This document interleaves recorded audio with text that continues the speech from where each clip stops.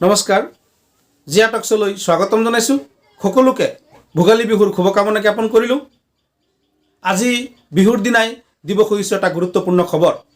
ৰাজ্যৰ লাখ লাখ শিক্ষিত যুৱক যুৱতীৰ কাৰণে এক গুৰুত্বপূৰ্ণ খবৰ। মুখ্যমন্ত্ৰী হিমন্ত বিশ্ব শৰ্মাই চৰকাৰ গঠন কৰাৰ দিনা অৰ্থাৎ শপত গ্ৰহণ কৰাৰ দিনাই তেখেতে ঘোষণা কৰিছিল 1 বছৰত তেখেতে 1 লাখ ল'ৰা ছোৱালীক চাকৰি দিব। তেখেতে এই প্ৰতিশ্ৰুতি ৰক্ষা কৰাৰ তেখেতে বদ্ধপৰিকৰ। বিধায়ক অখিল গগৈয়ে কৈছে অহা 10 মেৰ ভিতৰত যদি 1 বছৰত চৰকাৰে 1 লাখ নিবনুৱা যুৱতীক চাকৰি দিব নোৱাৰে তেতিয়াহ'লে তেওঁ আন্দোলন কৰিব। আৰু লগে লগে হিমন্ত বিশ্ব শৰ্মাই টুইট কৰি জনাইছে যে 1 লাখ ল'ৰা ছোৱালীক চাকৰি দিয়া হ'ব। 46টা বিভাগত মুঠ 46টা বিভাগৰ 1 লাখ ল'ৰা ছোৱালীক চাকৰি দিয়া হ'ব। ইয়াৰ কেইদিন আগতো হিমন্ত বিশ্ব শৰ্মাক প্ৰশ্ন কৰা হৈছিলে আৰু তেখেতে কৈছিলে যে গণি 1 লাখ ল'ৰা ছোৱালীক চাকৰি দিয়া হ'ব।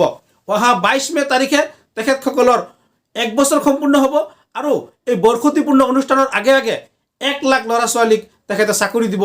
এই প্ৰতিশ্ৰুতি তেখেতে ৰক্ষা কৰাৰ কাৰণে তেখেতে বদ্ধপৰিকৰ।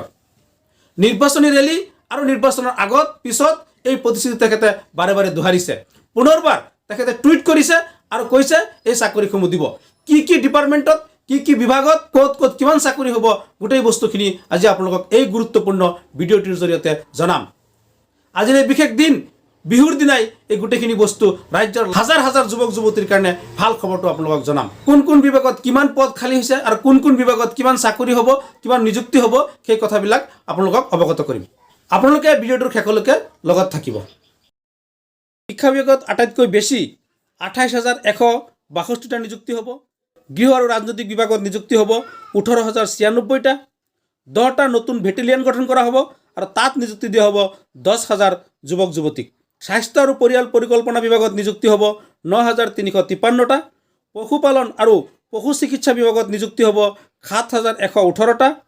পঞ্চায়ত আৰু গ্ৰাম উন্নয়ন বিভাগত নিযুক্তি হ'ব 2,136টা। শ্ৰমিক কল্যাণ বিভাগত নিযুক্তি হ'ব 54টা। মীন বিভাগত নিযুক্তি হ'ব 168টা। প্ৰশাসন বিভাগ সাধাৰণত নিযুক্তি হ'ব 1,836টা। লোক নিৰ্মাণ বিভাগত নিযুক্তি হ'ব 1,027টা। ভূমি সংৰক্ষণ বিভাগত নিযুক্তি হ'ব 526টা। ক্ৰীড়া আৰু যুৱ কল্যাণ বিভাগত নিযুক্তি হ'ব 676টা। উদ্যান শস্য বিভাগত নিযুক্তি হ'ব 55টা। চাহ জনজাতি কল্যাণ বিভাগত নিযুক্তি হ'ব 6টা।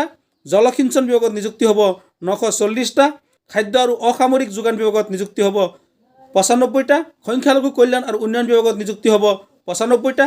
চৰ অঞ্চল আৰু উন্নয়ন বিভাগত নিযুক্তি হ'ব 20টা। পাৰ্বত্য অঞ্চল আৰু উন্নয়ন বিভাগত নিযুক্তি হ'ব 605টা। ভৈয়াম জনজাতি আৰু পিছপৰা কল্যাণ বিভাগত নিযুক্তি হ'ব 348টা।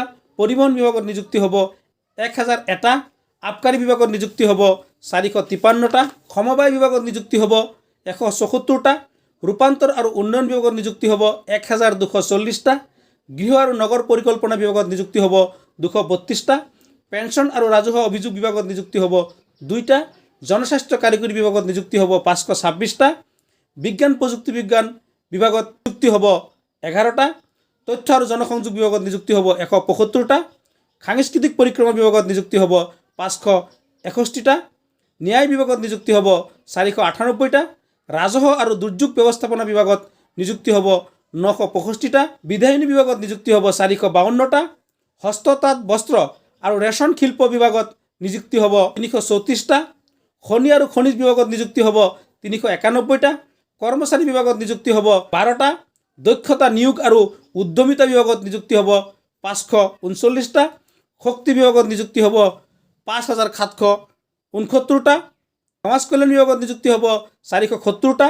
জলসম্পদ বিভাগত নিযুক্তি হ'ব 187টা। লোক নিৰ্মাণ পথ বিভাগত নিযুক্তি হ'ব 1,963টা। বিত্ত বিভাগত নিযুক্তি হ'ব 912টা। সীমান্ত সুৰক্ষা আৰু উন্নয়ন বিভাগত নিযুক্তি হ'ব 98টা। মুঠ 46টা বিভাগত শিক্ষিত যুৱক যুৱতীসকলে সংস্থাপিত হ'ব আৰু 1 লাখ চাকৰি সম্পূৰ্ণ হ'ব বুলি অসম চৰকাৰে দৃঢ়তাৰে জনাইছে। অসম চৰকাৰৰ মুখ্যমন্ত্ৰী হিমন্ত বিশ্ব শৰ্মাই শিক্ষিত যুৱক যুৱতীসকলক এই চাকৰিসমূহ লাভ কৰাৰ কাৰণে জিয়া টক্সৰ ফালৰ পৰা জনোৱা হৈছে শুভকামনা।